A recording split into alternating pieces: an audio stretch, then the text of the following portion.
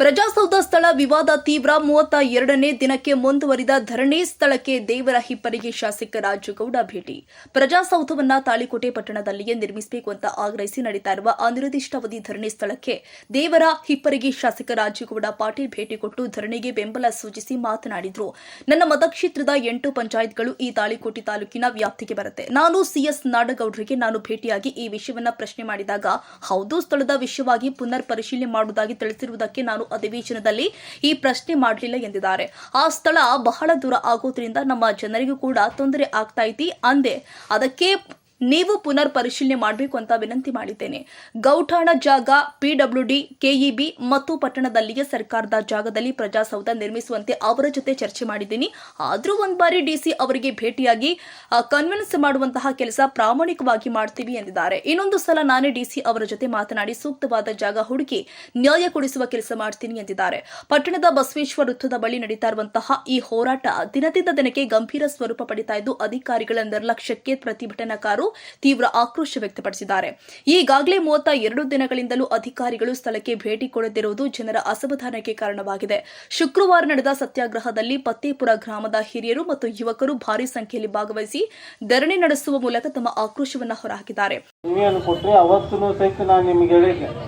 ಈ ಕ್ಷೇತ್ರದ ಶಾಸಕರು ಹಿರಿಯರದಾರ, 6 ಬಾರಿ ಶಾಸಕರು ಮಂತ್ರಿ ಇದ್ದವರು, ಅವರಿಗೆ ನಾ ಮನವಿಯನ್ನು ಮಾಡಿ ಅವ್ರ ಕಡೆಯಿಂದ ಹೇಳುವಂಥ ಕೆಲಸ ಪ್ರಾಮಾಣಿಕವಾಗಿ ಮಾಡ್ತೀನಿ ಅನ್ನಂತ ನಮಗೆಲ್ಲ ಗೊತ್ತಿರಲಿ. ಅಸೆಂಬ್ಲಿಯಲ್ಲಿ ಅವ್ರ ಜೊತೆ ನಾನು ಚರ್ಚೆಯನ್ನು ಮಾಡಿ ಹೋರಾಟ ಮಾಡಾಕತ್ತಾರ.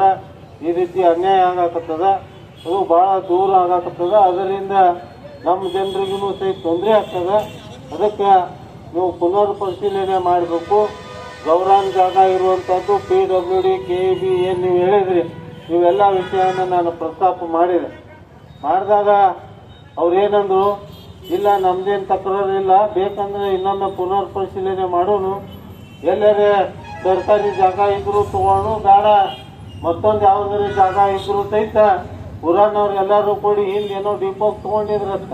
ಅದು ನನಗೆ ಗೊತ್ತಿಲ್ಲ, ಅವ್ರು ಹೇಳಿದ ಮಾತನ್ನ ಇಲ್ಲಿ ಹೇಳಿಕ್ ಬಯಸ್ತೀನಿ. ಡಿಪೋಕ್ಕೆ ಎಲ್ಲ ಊರನವರು ಏನು ಸಾರ್ವಜನಿಕರು ಗಟ್ಟಿಯಾಗಿ ಮಾಡಿ ಉಮ್ಲಾಬಾಯಿ ದೇಶಮುಖ್ ಅವ್ರ ಮಂತ್ರಿ ಇದ್ದಾಗ ತಗೊಂಡು ಡಿಪೋವನ್ನು ಮಾಡಿದ್ರು. ಆ ರೀತಿ ಮಾಡಿದ್ರು ಸಹಿತ ನಾನು ತಯಾರಿದ್ದೀನಿ, ನಾನು ಕಾಂಟ್ರಿಬ್ಯೂಷನ್ ಕೊಡ್ತೀನಿ ಅಂತಂದರು. ಮತ್ತು ಏನಾರೇ ಒಂದು ಪರಿಹಾರ ಮಾಡಬೇಕು. ಯಾಕಂದ್ರೆ ಈಗ ಅವ್ರು ಪುನಃ ಪರಿಶೀಲನೆ ಮಾಡ್ತೀನಿ ಅಂತ ಸಂಬಂಧ ನಾನು ಸದನದಲ್ಲಿ ಮಾತಾಡಿಲ್ಲ. ಅದಾದ್ಮ್ಯಾಗ ನಾವು ಮನವಿ ಕೊಟ್ಟಿಂದ 27ನೇ ತಾರೀಕು ನಿನ್ನೆ ತನಕ ಅಸೆಂಬ್ಲಿ ಇತ್ತು, ಅದಕ್ಕಾಗಿ ನಾನು ಬರೋಕ್ಕಾಗಿಲ್ಲ, ಕ್ಷಮೆ ಇರಲಿ. ಆದ್ರೆ ಇವತ್ತಿನ ದಿವಸ ನೀವೇನು ಗೈರಾಣ ಗೋಟನ್ ಜಾಗ ಐತಿ ಅಂತ ನೀವು ಹೇಳಕತ್ತೀರಿ, ಅದರ ದಾಖಲಾತಿಯನ್ನು ಕೊಡ್ರಿ. ಅದರ ಜೊತೆ ಈಗೇನು ಹಳಿ ತಹಸೀಲ್ದಾರ್ ಆಫೀಸ್ ಏನೈತಿ ಅಲ್ಲಿ ಜಾಗ ಸಿಗ್ತಿದ್ರೆ ಇನ್ನೂ ಚಲೋ.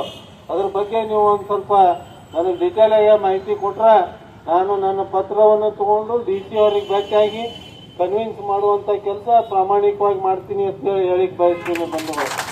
ಅದೇ ರೀತಿ ಜಾಗ ಇರ್ಲಾರ್ದಾಗ ಈಗ ನಾನು ಅವ್ರು ನನಗೊಂದು ಪ್ರಶ್ನೆನೂ ಮಾಡಿದ್ರು, ಏನಂದ್ರೆ ನೋಡ್ರ ಇಷ್ಟು ಹೇಳಾಕತ್ತೀರಿ ದೇವರಿಬ್ಬರಿಗಾಗಿ ನೀವು ಎಲ್ಲಿ ಪ್ರಜಾಸೌಧ ಮಾಡಾಕತ್ತೀರಿ ಅಂತೇಳಿ.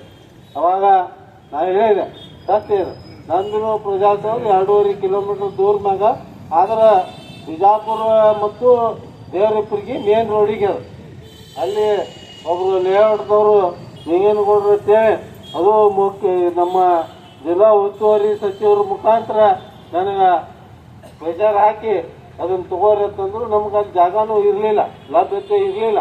ಅದಕ್ಕೆ ಅವ್ರ ಜಾಗವನ್ನು ತೊಗೊಂಡ್ರೆ ಏನೋ ನಮ್ದೇನು ಒಳಗೆ 800 ಮೀಟ್ರ್ ಹೋಗೋದಿಲ್ಲ, ಆದ್ರೆ ಮೇನ್ ರೋಡಿಗೆ ಅದ. ಅದು ಹೇಳ್ತೀನಿ. ಅದಕ್ಕೆ ಅವರು ಪ್ರಶ್ನೆ ಮಾಡಿದಾಗ ನಾ ಹೇಳಿದೆ, ನೋಡ್ರಿ ಜನರಿಗೆ ತೊಂದರೆ ಆಗ್ಲಾರ್ದ ದೃಷ್ಟಿಯಿಂದ ಈಗ ತಾಳಿಕೋಟೆ ಒಳಗೆ ನೀವೇನು ಕೆರಿ ಜಾಗ ಅದು ಗೌರ್ಮೆಂಟ್ ಜಾಗ ಐತಲ್ಲ, ಅದು ಇತ್ತಂದ್ರೆ 100% ಅಲ್ಲಿ ಮಾಡ್ಲಾಕ ನಾ ಪ್ರಯತ್ನ ಮಾಡಿಸುವಂಥ ಕೆಲಸ ಮಾಡ್ತೀನಿ ಅಂತ ಹೇಳಿಕ್ ಬಯಸ್ತೀನಿ. ಅದೇ ರೀತಿ ಇಲ್ಲಿ ತಹಸೀಲ್ದಾರ್ ಆಫೀಸ್ನಾಗ ಎಷ್ಟು ಜಾಗ ಐತಿ ಏನೈತಿ ನನಗೆ ಗೊತ್ತಿಲ್ಲ. ಯಾಕಂದ್ರೆ ಕೆಲವೊಂದು ಪ್ರಜಾಸೌಧ ನಿರ್ಮಾಣಕ್ಕೆ ನಮಗೆ ಬೇಕಾಗಿರುವಂಥದ್ದು 3 ಎಕರೆ ನಾವು ದೇವರಿಬ್ಬರುಗಳು ತೊಗೊಂಡಿವಿ. ಇಲ್ಲಾದರೂ ಸಹಿತ ಕನಿಷ್ಠ 2 ಎಕರೆಯಿಂದ 3 ಎಕರೆ ಬೇಕು. ಆ 2ರಿಂದ 3 ಎಕರೆ ಸರ್ಕಾರಿ ಜಾಗ ಇತ್ತಂದ್ರೆ ಇನ್ನೊಂದು ಜಾಗ ಹುಡುಕಾಡುವಂಥ ಅವಶ್ಯಕತೆ ನಮಗಿಲ್ಲ, ನಿಮ್ಗೆ ಆಗ್ಲೇ ಆಗ್ಬಿಡ್ತೀನಿ. ಯಾಕಂದ್ರೆ ಆ ಪ್ರಜಾಸೌಧ ಜನರಿಗೆ ಅನುಕೂಲ ಆಗೋ ಸಂಬಂಧ ಒಂದೇ ಸೂರಿನಡಿ ಎಲ್ಲ, ಯಾಕಂದ್ರೆ ತಾಲೂಕುಗಳು ಡೆವಲಪ್ ಆಗ್ಬೇಕಾಗಿತ್ತಂದ್ರೆ ಎಲ್ಲ ಆಫೀಸ್ಗಳು ಬರ್ಬೇಕಾಗ್ತದೆ. ಯಾಕಂದ್ರೆ 13ನಾಗ ಆದಂತ ತಾಲೂಕುಗಳು ಇವತ್ತು ನಾವು ಪ್ರಜಾಸೌಧ ನಿರ್ಮಾಣ ಮಾಡಾಕತ್ತೀವಿ. ನಾನು ದೇವರಿಬ್ಬರಿಗೆ ಒಂದು ಪ್ರಜಾಸೌಧ ತಗೋಬೇಕಾದ್ರೆ ಏನು ಗುದ್ದಾಡಿ ಅನ್ನೋದು ನನಗೆ ಗೊತ್ತದೆ. ಯಾಕಂದ್ರೆ ನಾನು ವಿರೋಧ ಪಕ್ಷದ ಶಾಸಕನಾಗಿ ಇರೋದ್ರಿಂದ ನಾನು ಹಲವಾರು ಬಾರಿ ಮನವಿ ಮಾಡ್ಕೊಂಡಾಗ ನನಗೆ ಲಾಸ್ಟ್ ಬಜೆಟ್ನಾಗ ಆಗ್ಯದ, ಈ ಬಜೆಟ್ನಾಗ ದುಡ್ಡು ಕೊಟ್ರ. ಈಗ ಟೆಂಡರ್ ಅಂತಕ್ಕದ ನಾಳೆ ನಾನು ಮೋಸ್ಟ್ಲಿ 19 ಟೆಂಡರ್ ಕ್ಲೋಸ್ ಆಯ್ತು ಅಂದ್ರೆ ಮುಂದಿನ ತಿಂಗಳಿನ ನಾನು ಪೂಜೆ ಮಾಡ್ತೀನಿ. ಆದ್ರೆ ಇವತ್ತಿನ ದಿವಸ ದುರ್ದೈವ ಸಂಗತಿ ಅಂದ್ರೆ ಇನ್ನೂ ಅನ್ಸತ್ತೆ ನೀವೆಲ್ಲರ ಅಪ್ಪಲಿ ಮೇರೆಗೆ ನಾನು DC ಅವ್ರ ಜೊತೆ ಮಾತಾಡಿ ಸೂಕ್ತವಾದಂಥ ಜಾಗ ಹುಡುಕಾಡಿ ನ್ಯಾಯ ಕೊಡಿಸುವಂಥ ಕೆಲಸ ಪ್ರಾಮಾಣಿಕವಾಗಿ ಮಾಡ್ತೀನಿ. ಅದ್ರ ಕಾಪಿನೂ ತಮಗೆ ಕಳಿಸ್ತೀನಿ ಅನ್ನೋಂಥ ಮಾತನ್ನು ಹೇಳ್ತೀನಿ. ಆ ಗೌರವನಾಗ ಅನ್ನೋದು ಏನೈತಿ ಅದು ನೀವು ಸರ್ವೆ ನಂಬರ್ ಅವು ಎಲ್ಲ ಕೊಟ್ರೆ ಅಂದ್ರೆ ಅದನ್ನು ಮೆನ್ಷನ್ ಮಾಡೇ ಲೆಟ್ರ್ ಮಾಡ್ತೀನಿ.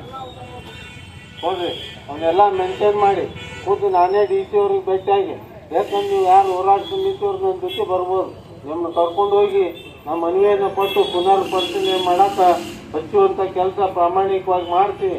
ಮತ್ತು ಇನ್ನೊಂದು, ನೀವು ಪ್ರಶ್ನೆ ಹಾಕೊಳ್ಳಿಲ್ಲ ಅಂತೇಳಿ ಅಂದ್ರೆ ಈಗ ಏನು ವ್ಯವಸ್ಥೆ ಐತೆ ಅನ್ನೋಂಥದ್ದು ಭಾಳ ಒತ್ತು ಹೇಳುವಂಥದ್ದಿಲ್ಲ. ಅವರು ಸ್ಥಳೀಯ ಶಾಸಕರು ಸೀನಿಯರ್ ಇರೋದ್ರಿಂದ ಅವ್ರದ್ದೇ ಸರ್ಕಾರ ಇರೋದ್ರಿಂದ ನಾನು ಮೊದಲು ಅವರಿಗೆ ಮನವಿ ಮಾಡ್ತೀನಿ ಅಂತ ಅವತ್ತು ನೀವು ಮನವಿ ಕೊಟ್ಟಾಗೂ ಹೇಳಿದ್ದೆ. ಅದಕ್ಕೆ ಅವರು ಮನವಿ ಕೊಟ್ಟಾಗ ಅವ್ರು ಏನಂದ್ರು, ಪುನರ್ ಪರಿಶೀಲನೆ ಮಾಡೋಣಂದ್ರು. ಮಾಡ್ತೀನಂದ್ರು ಮತ್ತೆ ಕ್ವಶನ್ ಹಾಕೊಂಡ್ರೆ ಅನ್ಬಾರ್ದತ್ ನಾ ಕ್ವಶನ್ ಹಾಕೊಂಡಿಲ್ಲ. ನಮಗೆಲ್ಲರಿಗೆ ಗುರ್ತಿರಲಿ.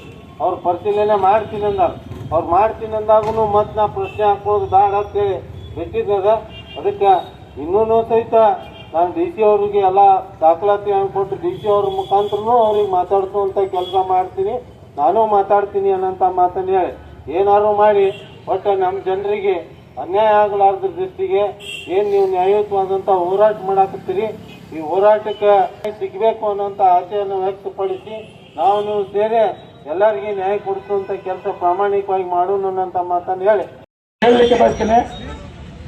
ನಮ್ಮ ಸಾಂವಿಧಾನಿಕ ಹಕ್ಕು ಪ್ರತಿಭಟನೆ ಮಾಡುವುದು ನಮ್ಮ ಸಾಂವಿಧಾನಿಕ ಹಕ್ಕು. ಆ ಹಕ್ಕವನ್ನು ಕಸ್ಕೊಂಡ್ರೆ ನಮ್ಮ ಸಂವಿಧಾನವನ್ನು ನೀವು ತ್ಯಜಿಸಿದಾಗ ಇದು ಯಾರು ಮಾಡ್ಲಿಕ್ಕತ್ತಾರ? ತಾಲೂಕಾಡಳಿತ, ಜಿಲ್ಲಾಡಳಿತ, ಪೊಲೀಸರು, ಪುರಸಭೆಯವರು. ನಾವು ಮನವಿಯನ್ನು ಕೊಟ್ಟಿವಿ, ಇಲ್ಲೊಂದು ಟೆಂಟ್ ಹಾಕೊಂಡು ಕುಂದಿರ್ತೀವಿ ಸಾಹೇಬ್ರೆ, ನನಗೆ ಕುಂದಿರಬಾರ್ದು ಅಂತ ಹೇಳಿ. ಇವತ್ತು ಯಾವ ಪರಿಸ್ಥಿತಿಗೆ ಬಂದವರು? ಒಬ್ರು ಶಾಸಕರು ಬಂದು ನೆಲದ ಕೂತಾರೆ. ನೀವು ಮಾಡಿದ ಹುಟ್ಟುತ್ತರು. ಒಬ್ರು ಶಾಸಕರು ಬಂದು ನೆಲದ ಕೂತಾರೆ. ಯಾಕಪ್ಪ ಅಂದ್ರೆ ನೀವು ಪರ್ಮಿಷನ್ ಕೊಡಲಿಲ್ಲ. ನಾಳೆ ನಾಡದವರು ಬರ್ತಾರೆ, ಈ ಭಾಗದ ಜನಪ್ರಿಯ ಶಾಸಕರು, ಅವರು ಕೂಡ ಇಲ್ಲ ಬಂದು ಕೊಡಬೇಕು. ಯಾಕಂದ್ರೆ ನೀವು ಪರ್ಮಿಷನ್ ಕೊಡಲಿಲ್ಲ. ಒಬ್ಬರ ಮೇಲೆ ಒಬ್ರು ಹಾಕೋತವ್ರು. ಪುರಸಭೆಯವರು ಕೊಡ್ತಾರಂತ ಪೊಲೀಸರು ಹೇಳಿದ್ರಿ. ಮುಂದೆ ಪುರಸಭೆಯವರು ಕೇಳಿಕೊಂಡ್ರೆ ಒಂದು ಲೆಟರ್ ಬಂದು ಕೊಟ್ರಿ, ಕೊಡಬೇಡ್ರಿ, ಕಾನೂನು ಸುವ್ಯವಸ್ಥೆ ಧಕ್ಕೆ ಆಗ್ತದೆ. 31 ದಿನದಿಂದ ಏನು ಕಾನೂನು ಸುವ್ಯವಸ್ಥೆ ಧಕ್ಕೆ ಆಗಲ್ಲ. ನಾ ಕೇಳಕ್ ಹೇಳ್ತೀನಿ ಪೊಲೀಸ್ ಇಲಾಖೆಗೆ, ಏನು ಕಾನೂನು ಸುವ್ಯವಸ್ಥೆ ಧಕ್ಕೆ ಆಗಲ್ಲ. ಧಕ್ಕೆ ಆಗ್ಯಾದ್ರಿ. ಹಬ್ಬ ಹರಿದಿನಗಳು ಬಂದೋದು, ರಂಜಾನ್ ಬಂದೋಯ್ತು, ರಾಮನವಮಿ ಬಂದೋಯ್ತು. ಯಾರಿಗಾರ ಏನಾದ್ರು ತೊಂದರೆ ಆಗ್ಯದನ?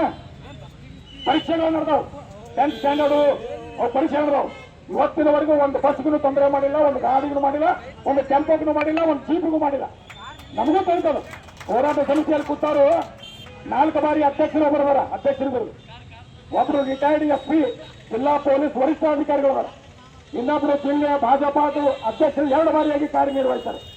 ಉಪಾಧ್ಯಕ್ಷರು ಮುತ್ತಪ್ಪಣ್ಣ ಕಮಲಾಪುರ ಅವರ, ಮೈನೂರು ಚೋರಗಸ್ತಿ ಅವರ, ತಂಗಡಿಗೆ ಪರಶುರಾಮ್ ಅವರವರ, 10 ಹಲವು ಜನ ಪುರಸಭೆಯಲ್ಲಿ ಉಪಾಧ್ಯಕ್ಷರು ಅಧ್ಯಕ್ಷರಾದವರವರ. PV ಸಂಘದಲ್ಲಿ ಅತ್ಯುನ್ನತವಾದಂತಹ ಉನ್ನತ ಹುದ್ದೆಯಲ್ಲಿರ್ತಕ್ಕಂಥ ಕಾಶಿನಾಥ್ ಮುರಾಯಣ್ಣವರವರ, ಮುರುಗಪ್ಪ ಸಶೆಟ್ಟಿ ಅಣ್ಣವರವರ, ಕಾಶಿನಾಥ್ ಬಿದಿರ್ಕುಂದಿ ಅವರವರ, ಮಾಸೂಮ್ ಸಾಬ್ ಜಮಾಲಿ ಅವರವರ. ಇಡೀ ಊರಿನ ಹೇಳ್ಕೊಟ್ಟರು. ಇಡೀ ಊರಿನ ಹಿರಿಯರು, ಏನು ಮಾರ್ಗದರ್ಶಕರು, ಶಾಂತಿ ಕಾಯ್ದುಕೊಂಡು ಹೋಗ್ಲಿಕ್ಕೆ ಏನು ಮಾರ್ಗದರ್ಶನ ಕೊಡ್ತಾರೋ ಅವರೇ ಎಲ್ಲರೂ ಇಲ್ಲಿ ಕೂತಾರೆ. ಇಂಥದ್ರೊಳಗೆ ನೀವು ಕಾನೂನು ಸುವ್ಯವಸ್ಥೆಗೆ ಧಕ್ಕೆ ಬರ್ತು ಅಂತೇಳಿ ಪುರಸಭೆಯವ್ರಿಗೆ ಒಂದು ಲೆಟರ್ ಕೊಟ್ಟು ಕೊಡ್ಲಾರ್ದಂಗೆ ಮಾಡ್ರಿ. ಇವತ್ತು ಯಾವ ಪರಿಸ್ಥಿತಿ ಬಂತು ನೋಡ್ರಿ. ಇದು ಪ್ರಜಾಪ್ರಭುತ್ವದ ಕತ್ತಲೆ.